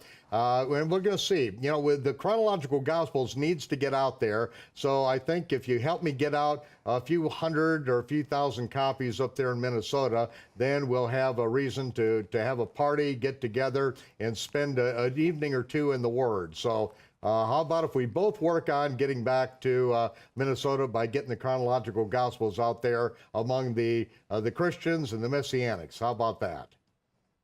That would be great. Keep us posted when you're coming to Minnesota, and my husband and I are looking forward to purchasing the chronological gospel. So Okay, well, get it and then start getting it out to your friends and family up there. Yeah, it really is a life-changing experience. So, well, thank you very much for your call. Wonderful. Okay. We have some more questions that have come up here. Yes, we actually had a question that came in a few minutes ago that deals with the Jonah Code. Her question is, and this is from Sherry, why is it important to acknowledge the time period of Yeshua's ministry? Why is it important to acknowledge the time period? Well, I don't know that I would term it in relate in such terms. Important the time period. It's without chronology, without time, you don't have the context. The most important context that you can have in understanding the Bible is the time. It's the order of events. If you don't have the order of events right, you really are just throwing verses against the wall and seeing what sticks in your mind. And so to understand that first of all, the 3.5-year ministry is a complete fabrication by a heretic. Eusebius invented a 3.5-year ministry as a solution or as an interpretation of the Messianic prophecy in Daniel chapter 9, and he destroyed any possibility of either understanding that prophecy or Yeshua's ministry. Now, of course, he was the champion of naming Constantine, the heretic, as the Pontifex Maximus, which is the title of the high priest of paganism, who then, that was transformed into the vicar of Christ. And all that nonsense came out of the 3.5-year ministry and a supposed fulfillment of the ministry of Yeshua. 3.5-year ministry is the absolute destruction of the gospel record. In fact, what happened in order to attempt to justify this totally revolutionary idea, which contradicted over 300 years of testimony that every one of the church fathers, every apostle, disciple of the apostles, of the disciple of the disciples of the apostles, for over 300 years, all said Yeshua's ministry was about 1 year. Once you turn it into a ridiculous 3.5 years, you've destroyed any possibility of understanding cause and effect. Without time, you have no cause and effect. You don't have anything that makes sense. And people that are reading the Gospels today with that concept in mind and cannot know what's going on, they are lost. That's why the gospel of the kingdom is unknown and unsung. We have just numbered sound bites that are thrown out there, and it makes no sense whatsoever. So most people, it doesn't make any difference. They have a religion that comforts them. Their religion has nothing to do with the real Yeshua. It has nothing to do with the gospel of the kingdom. They have a religion based on a fairy tale that they inherited through their favorite religious association. They could be Methodist, Muslim, Baptist, Buddhist, Catholic, Krishna. It doesn't matter. They can have a Muslim Jesus. They can have a Baptist Jesus. They have a Jesus of their own fabrication in their own mind. Those people, they're not going to be interested in the chronological gospels at all. They could care less of what Jesus did and what Yeshua said in context to where it all makes sense. 3 days and 3 nights, what difference does it make to them? Whether Yeshua can count 3 days and 3 nights, it doesn't enter into the picture. Accuracy doesn't matter. The Bible is just a bunch of fairy tales all concocted together. Who pays any attention to them anyway? That's how most of the world treats it. This book is not for most people. It's not for most Christians. Most Christians don't give a flying hoot and a hailstorm about the Bible. They just pull out a few numbered sound bites. Oh, go read your daily bread on the toilet. Okay? That's about as much as you're going to get out of it. You'll never have any clue of what Yeshua said. Get out there and bust your ass and teach the gospel of the kingdom. Did he say bust your ass? Yeah, he did. He said it's going to cost you everything. Mm-hmm. That equates to busting your tuchus. Get out there and do it. Most people aren't going to do it. Most people will be told, get out of my face, I never knew you. Most of those who say we preach the name of Jesus to the end of the earth, we've cast out demons, We've done wonderful works. He's going to say, I don't know you. You don't know me. You have made up this fairy tale Jesus. Get out of here. You have nothing to do with me. You never did. Depart. Adios, amigo. Hasta la vista, baby. All these are in the Spanish version of the Bible. Understand, right? Oh, I understood that completely. Yes. Okay. So thank you. That was a wonderful question. Thank you. Okay. Now we have another series of questions. One would be about, her question is, won't the raptured believers be ruling with Yeshua throughout the millennial reign? Will any others rule as well? And over whom will they reign? Is it true that many mortals will enter into the millennium, and who are these people? Okay, start with the first two sentences again. In the question. Okay. I want to make sure I have that right. Will it not be the raptured believers who are ruling with Yeshua throughout the millennial reign? Okay. Well, first of all, we have the detail of this in the Gospel of the Revelation.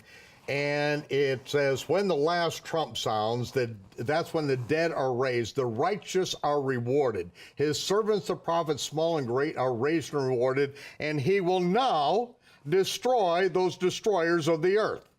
And so, it's like Yeshua is the ultimate Greenpeace here, okay? The destroyers of the earth are going to be destroyed. So the next scene, after the last trumpet, the very next scene is then we have the angels with 7 bowls of the wrath of the Almighty poured out upon the earth, and we who are gathered on the sea of fire and glass outside the throne room of the Almighty, we are there during the time that the wrath is poured out. See, we are saved or rescued, as it says from the Greek text, rescued from the wrath to come. We will not endure the wrath of the Almighty. The wrath of Satan, he knows it has but a short time, and he is extremely wrathful. He wants to destroy all those who have the testimony of the Messiah and keep the commandments. Now that narrows it down. Most of the Christian world have got their own fairy tale God that they made up, okay? They really don't have the testimony of the Messiah. They don't know anything what he teaches. They just know the name of Jesus, which nobody even 600 years ago ever heard of. I mean, that's an English kind of adaptation of the word. And this is all they know. They only know the name of Jesus. They don't know anything about him, don't know anything, and they don't keep the commandments. And so the devil's not mad with them because they're just part and parcel of the whole Novus Ordo Seclorum, the New World Order. They are completely sucked in to this whole thing because they wouldn't be able to tell the Antichrist from the real Messiah because they don't know him. They've never read anything about him. They just go to church and get a few numbered sound bites, and whatever the people tell them, the religious leaders, or the head of that denomination tell them, well, they just believe it. And if anyone says anything, well, say, well, I'll just ask my pastor, and the pastor will tell them anything the government tells them to tell them because they want to keep their 501c3 Texas nonprofit corporation status, okay? So, we finally get down to, who is that Satan, his wrath is revealed, he's going after them. And then, bam, we have the rapturo, the harpazo, the 7th trumpet gathering together of the saints, which is the culmination, the final fulfillment of that which we've been rehearsing for Yom Teruah, the Day of Trumpets.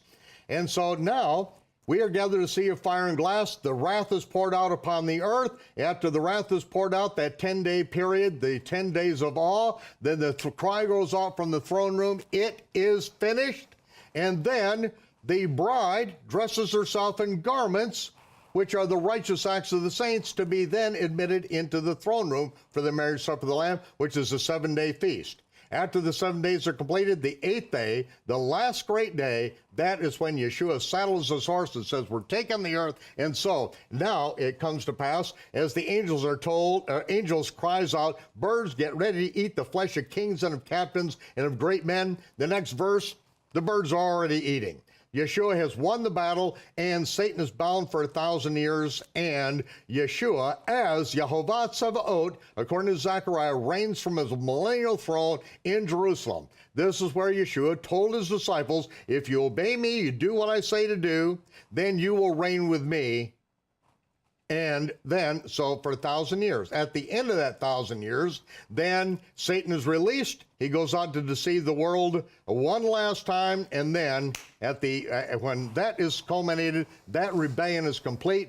It says that the elements melt away with a fervent heat. Everything is gone. Then there's a judgment in which everyone that ever lives is going to stand before Yeshua, who will be the judge, because the Almighty has given all judgment into the hands of Yeshua. And then at that point, there's a new heaven and a new earth, and that is where we enter into that. So in Zechariah, it says, all those people of the nations who did not come up to fight against Yehovah Tzevaot at the Battle of Armageddon, when Yeshua comes to the earth to take his throne in Jerusalem. All those who do come up are turned into bird food. But all the people who do not come up will come up year by year to worship the King, Yehovah Tzevaot, at the Feast of Tabernacles. And if those nations don't come up, it will not rain on them for a whole year. So the earth is still going to be populated with body and soul people who have not been changed, okay? They've not been raturoed. They have not been given a glorified body like Yeshua's body. And so we are going to rule over them during the millennial reign. And this is the exact order of the book of the Revelation. You don't have to, you don't have to juggle things around and, bounce trumpets and seals and bowls and all that kind of nonsense. It's all there. It's all in order so that the servants of the Messiah will know the things which must come to pass. Now, the reason why most people don't understand the book of Revelation is because it wasn't written to them. You've got to understand this. It was written to the servants of the Messiah, not to casual Christians, not to the pew warmers, not to those that, no, it's written to the sold out doulos, as it is in Greek, a sold out bondslave of the Messiah. And only to those will it open up. Everyone else, it will remain an indecipherable time warp continuum to the Western and Jewish mind because they're not a servant. And so it wasn't written to them. They don't need to know about what's going to happen in the future because they're not doing as well now. So those who are doing as well, that's why we're in the book of the Revelation now. Mm-hmm. We've gotten rid of most of the innocent bystanders. What are we on, like episode number 14? I think so. I think 15. 15, okay, 15. It took us 11 episodes to get through 3 chapters. Mm-hmm. And so now we're moving right along. So we got rid of a lot of the innocent bystanders. Now, hopefully, we're down to the servants, the people that really want to know, who are committed, who are standing with us in the ministry to get this gospel message out around the world. And that's what we give you all the opportunity to stand with us to be part of this. Because everything we do at great expense to the ministry to get the word out to you. And so we hope that you're standing with us and supporting us so that we can get out not only to you, but to other people around the world. Okay? We actually have a caller. We have Ann from Dallas who's on the line with us. Ann from Dallas, good evening. Please tell us about yourself. About myself, Michael, you should know that. I was at Hanukkah with you last year. Oh, my goodness. And hopefully you'll be there this year. With you, right next to Mama Rood. That's right. Well, we're going to be back in Dallas again for Hanukkah. You're going to join us, aren't you? I think we are. Well, you better, because I can push the button and disconnect you right now. I understand. So say something good. Well, I hope you can say something good to me. Psalm 82. Psalm 82. God presides in a great assembly. He gives judgment among the gods. Who are the gods? The gods. We are gods. We are gods. We are gods, but we are not God. Gods refers to those in positions of authority. It does not mean that there are gods like Zeus and Apollo and all of that Greek nonsense, okay? It's Yeshua even refers to this very thing, that in the Psalms, he says, does not David say that you are gods? Yes. Yeah. Okay. Yeah, so you have to understand the usage of the word, the words that are used, which is God's. And, he has made us a little lower than Elohim. You know, not angels. He's made us a little lower than Elohim. See, he has crowned us with authority. He gave Adam dominion and authority over this world. Adam was the god of this world, who then transferred his authority by his act of rebellion and high treason because he deliberately disobeyed the commandment of the God, the one true God. And so the authority that he was given as the God of this world was then transferred to Satan, who then is referred to as the God of this age. Ion, age, world, but it's really the God of this age. So he has authority. It's been transferred to him. And Satan himself said to Yeshua, showing him all the glory of the kingdoms of this earth in a moment in time, he said, all of the wealth and the power and the glory of all these kingdoms is mine, and to whomsoever I will, I give it. Bow down and it's all yours. Yeshua never challenged his jurisdiction. He didn't say, no, you're not the God of this world. No, this doesn't belong to you. No, he simply refused it. And that is why in the throne room, as we've seen, as we've gotten into the book of the Revelation, that the scroll, the title deed of this world, which is in the hand of the Almighty, that was bound with 7 seals, that no one was had the authority, no one was worthy to take that scroll and to strip the seals. There is one, and that is the Lion of the tribe of Judah, who comes forward, takes the scroll, and begins to rip the seals of Satan's authority as the God of this age, who holds, who has control, title deed to this world, is being stripped from it. And when it's all done, Yeshua is going to take it right straight out of his hands, and he's going to rule over this earth forever. Okay. Verse Does that help on that? First Elohim. Okay. I said, you are gods, you are all sons of the Most High, but you will die like mere men. Okay. Okay. Yeah, it doesn't matter what our authority is. Mm-hmm. Yeah. Okay. We die like mere men. I mean, we're nothing. No matter how what Hitler wanted to rule the earth. Genghis Khan wanted to do the same. Mao Zedong, who was this? The emperor of Japan, Hirohito. You know, they all wanted the world empires. They were all gods in this world. They all bowed the knee to Satan, but yet they all died like mere men. Yeah, because they are. It doesn't matter how great a person's authority. Hitler could exterminate 6 million plus. And I mean, it was plus. It was about 6 million Jews, plus. Now, I mean, he was a god on this earth who bowed his knee to Satan, but yet, you know, blew his brains out, died like a mere man. Nothing in the end. No authority, no power, can't raise himself from the grave, just dies like a mere man. Okay? Okay, thank you. Okay, Ann. Well, hope to see you in Dallas this year, and we're coming all the way out there. Hope that you can stick around for the festivities. It's going to be the 6th, 7th, and the 8th of December. Which is Friday, Saturday, Sunday on the pagan calendar. It's going to be at the end of the Hanukkah season because the beginning starts at the time of Thanksgiving. And so we're going to get together and have a great time. We have so many people that are going to be out there. We've got Dr. Dennis Otero, who is a historian and an archaeologist that is going to be with us. As a matter of fact, we've got at least 5 doctors who are going to be there. And we're going to have a lot of breakout sessions, a lot of fun things. So hope you can be with us, Ann, and the rest of everyone else. Now, what we're going to do is we're going to take a break. We've got 25 minutes, a bit around there yet to go. And we're going to make sure, see if I'm a grandfather again. So we're going to be making a call. So we got this word for you. So please respond out there.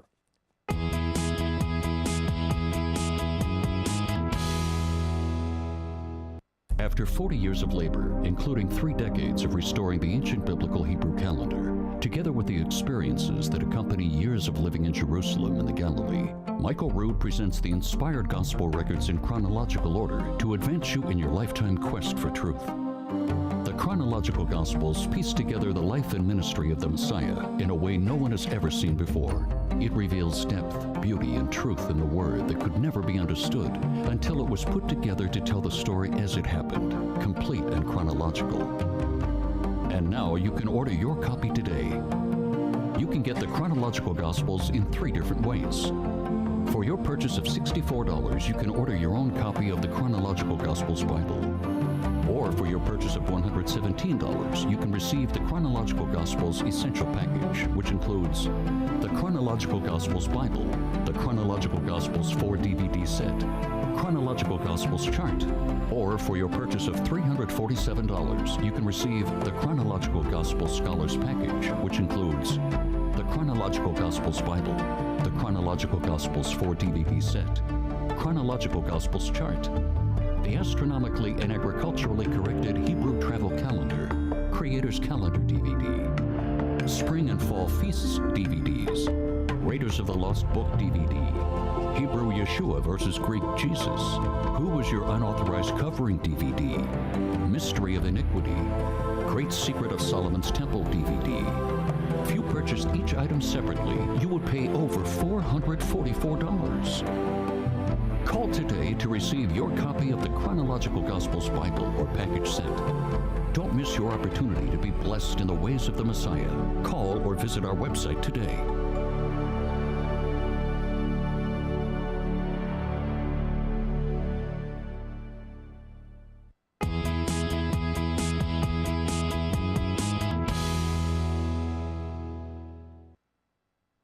Okay, I'm hitting send, ladies and gentlemen. I got the news from my daughter 29 minutes after the program began. Rebecca arrived. I'm telling you, I mean, you know, that was a short labor. 29 minutes after the show began, and then we have a note here that says, please dress Rebecca in one of the newborn outfits I sent and photograph her for a send-out photo. No hurry, just any time in the next few minutes will be fine. And then Allison, my next to the youngest daughter, writes, Rebecca. And it says, I'm not sure of the spelling, but I love the name. And Allison writes, Rebecca, Rebeccahh, Rebecca. No. So Lee says, Sarah confirms Rebecca. And so I wrote, I'll be there in a few minutes. So I'm a grandfather again. So now it is 4.5 grandchildren. 0.5. 4.5. Oh, yes, because I got one on the way. One on the way. Another one on the way. So I am very happy. I'm very excited for my daughter, Sarah, and her she now has a son, Elijah, and now Rebecca. Oh, so well. very excited about that. So what are we going to do for the rest of the show? Drink champagne. Here we go. Okay. Water will have to do. Okay. That's right. Well, congratulations. Everybody's saying congratulations, of course. That is exciting. I want to piggyback on the previous question. Okay. And we've had a number of people ask about the Nephilim.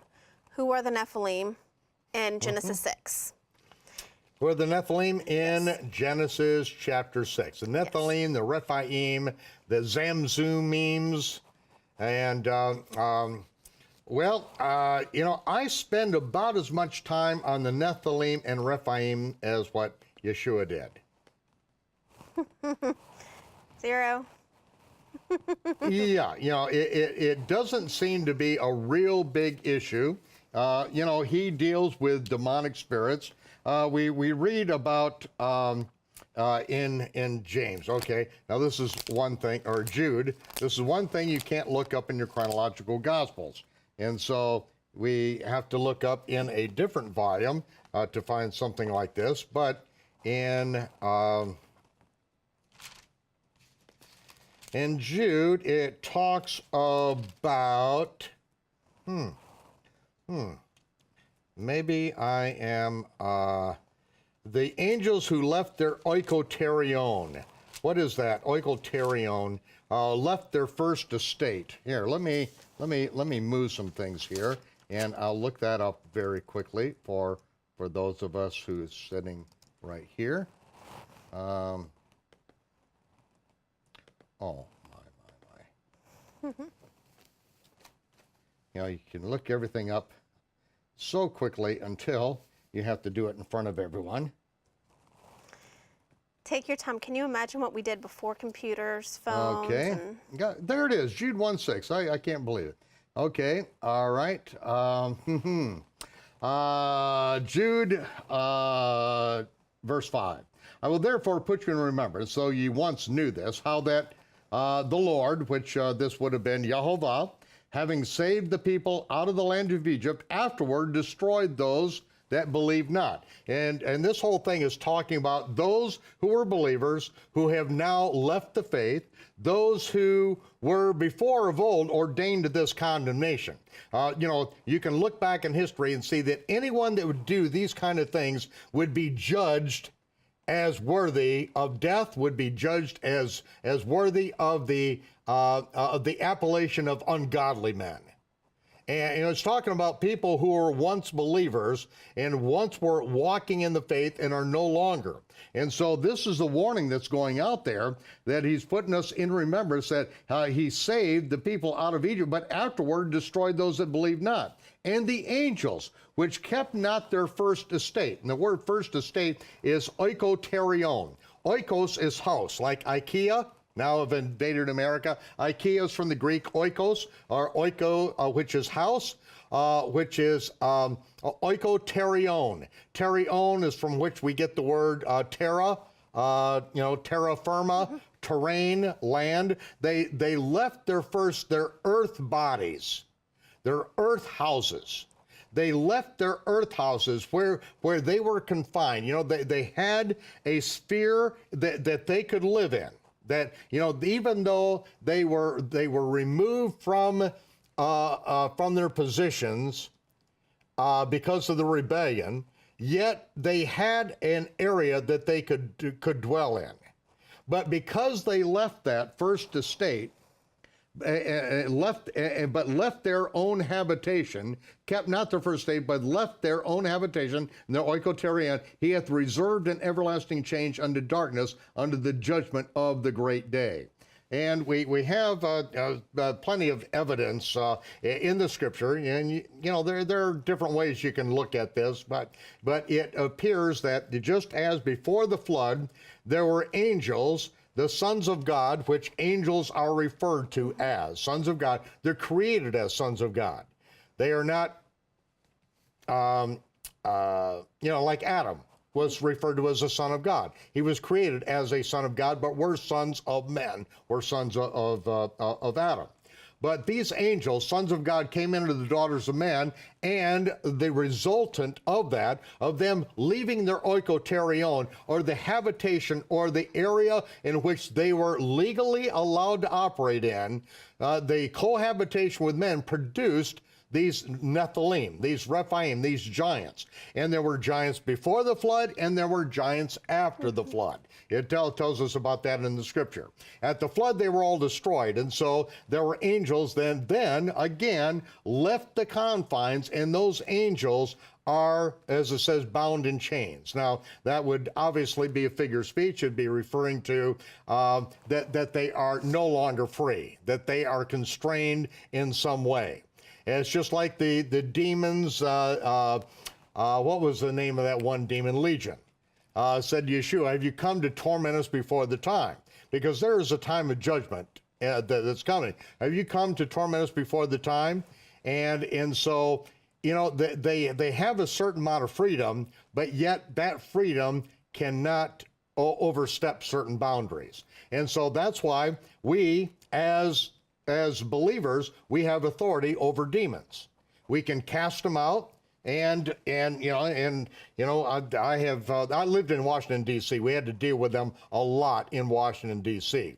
People that were just manifesting just very dark demons. The whole homosexual community there, infested, smelly, filthiest demons that you could ever deal with. And when they come out, I'll tell you, it's a mess. But yet these people got set free from that.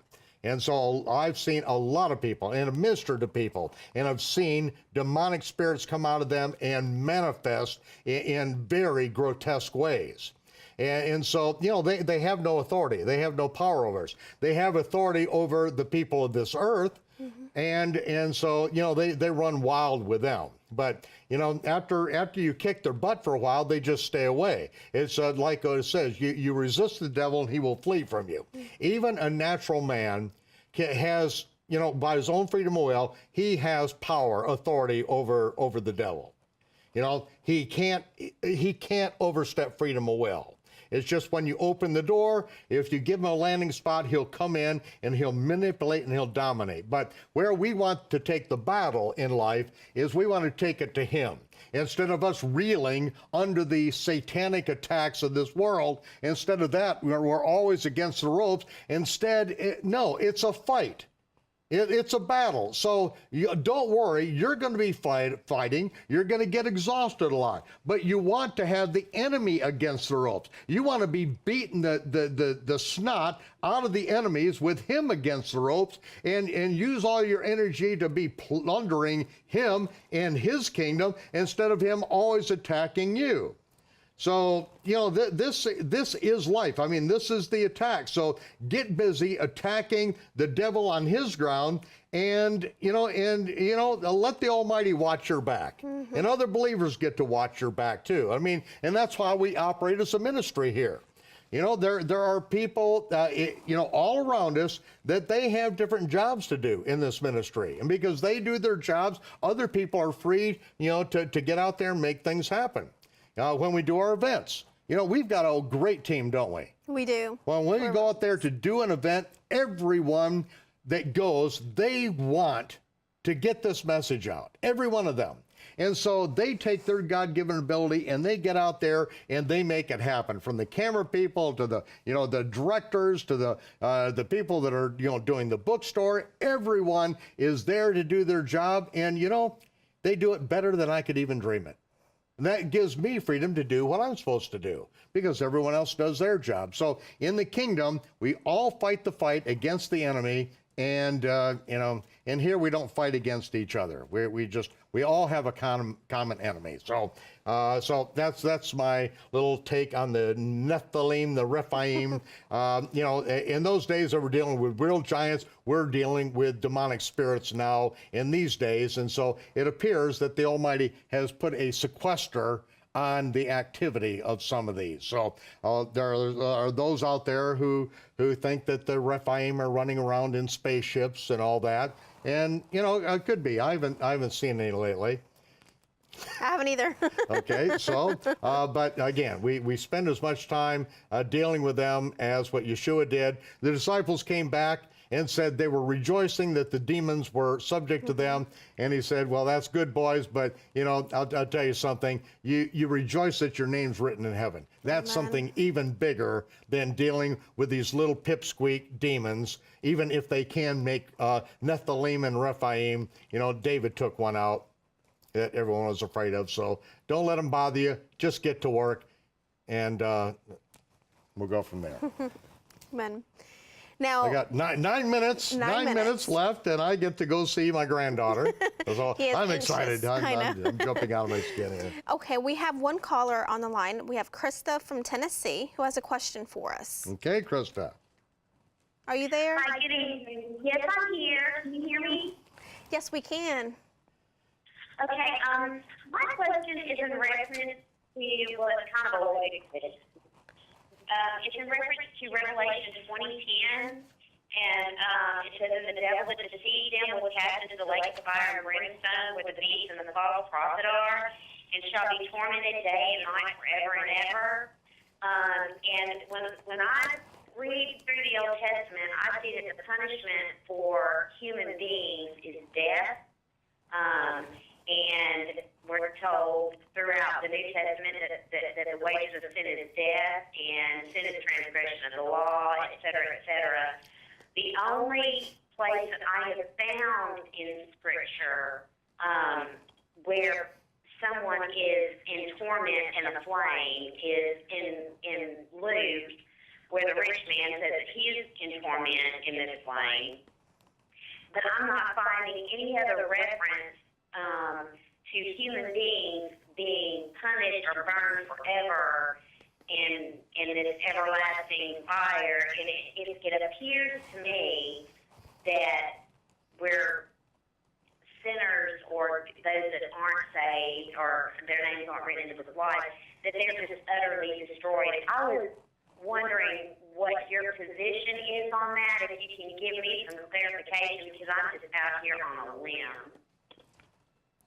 Well, I don't know that you're out on a limb. The only place you're going to find a eternal torment, lake of fire type of scenario is in Dante's Inferno. And I do not read in one of my books here, the book of Second Dante, chapter 4, verse 17. Of course, I'm being facetious. You know, there's no such thing. You are accurately referring to what we find on section 10 of the Revelation of Yeshua Messiah to Eternity, page 363. This is the incident. It's called the Final Day of Judgment, Tishri 10, the last Yom Kippur, and this is the Great White Throne Judgment. And so we find this in Revelation chapter 20, verse 11. I saw a great white throne and him that sat on it, from whose face the earth and the heaven fled away, and they were never seen again. And then, verse 12, I saw the dead, small and great, standing before the throne. The scrolls were opened, and another scroll was opened, which is the scroll of life. The dead were judged according to the works out of the things that were written in the scrolls. The sea gave up the dead that were in it, and death and hell delivered up the dead that were in them. Death and hell, and the word hell again is the word grave, delivered up the dead that were in them. And every man was judged according to his works. Then, verse 14, death and hell were then cast into the lake of fire. Death is not the lake of fire. Hell is not the lake of fire. Death and hell are cast into the lake of fire. This is the second death. Whoever was not found written in the scroll of life was also cast into the lake of fire. So the question comes up, what happens when someone is cast into the lake of fire? Are they burned day and night and tormented day and night forever? It says that the devil and the false prophet are tormented day and night, aged for age to age. Now, how as long as age to age? I don't know, but if I'm cast in the lake of fire, if the age is 5 minutes and to age is 5 more minutes, that's longer than what I want to be there. But it does not anywhere in the scripture that I see talk about an eternal torment. For body and soul man. When they're cast in the lake of fire, I have the feeling, I'll just tell you, this is my feeling, this is my hope, is that this lake of fire will be the torment deserving of the people for what they did.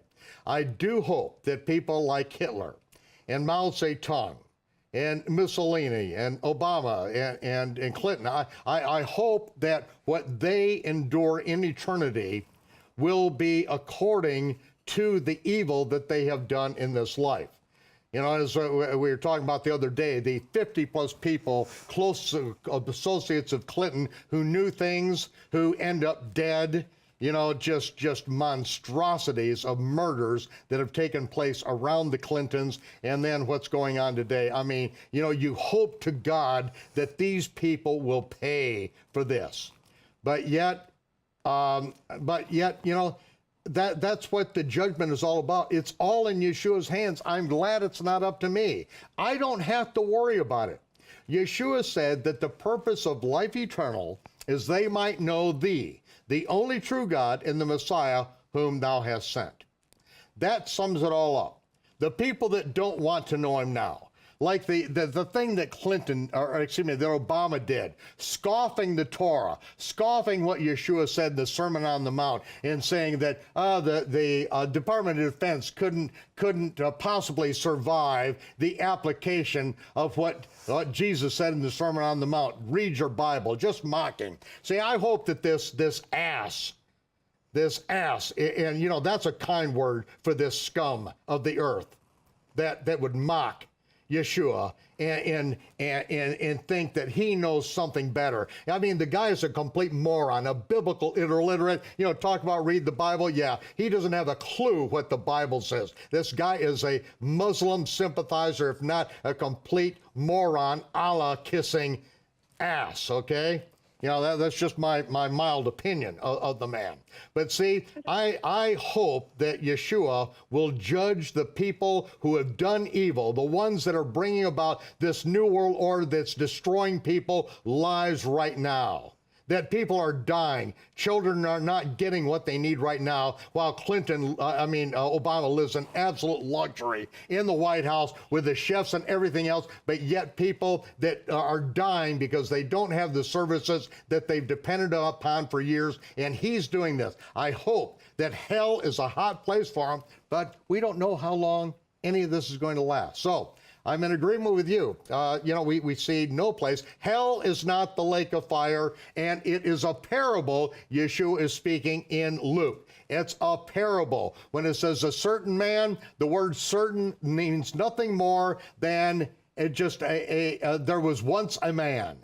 You know, it doesn't mean that there's really a person. The whole thing is a parable to illustrate a reality, and that you are going to get for eternity what you give out in this life. So I think we'll close it with that particular thing, and I pray that none of you ever see the fires of the lake of fire, that we all live for eternity getting to know the one true God and the Messiah whom he has sent. Annie, thank you for being with us, and congratulations to my daughter Sarah on the birth of her new baby, Rebecca Smith.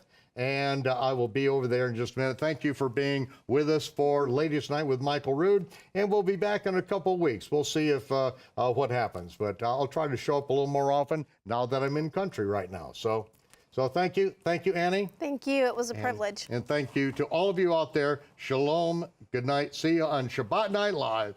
Stand with us in the ministry. Thank you. Good night.